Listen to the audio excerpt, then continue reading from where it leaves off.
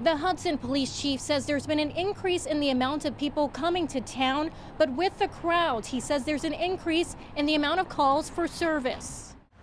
Crowds of people flocked to small-town Hudson, Wisconsin Sunday, less than 24 hours after police responded to reports of a stabbing near the intersection of First and Walnut. As our officers responded to that location, they came across two other victims that also had appeared to be stabbed and beaten.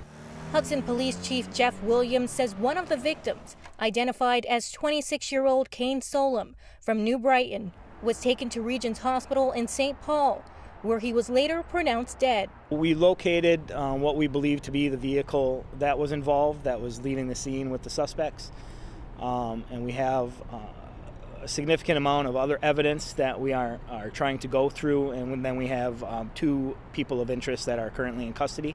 Although police say the victims may have been targeted, they've seen larger crowds in downtown Hudson, just weeks after Minnesota Governor Tim Walz announced new restrictions for restaurants and bars in Minnesota. We have noticed a significant increase in the population coming to Hudson, leading to an increase in calls for service. Everything from ordinance violations to disorderly conduct to assaults to weapons calls to domestics. Hudson Mayor Rich O'Connor told KARE 11 he's proposing a 10 p.m. curfew in the city following the deadly stabbing due to recent safety concerns. A 10 o'clock curfew goes to, it still allows them to reap some of the benefits of us being open and Minnesota not being open.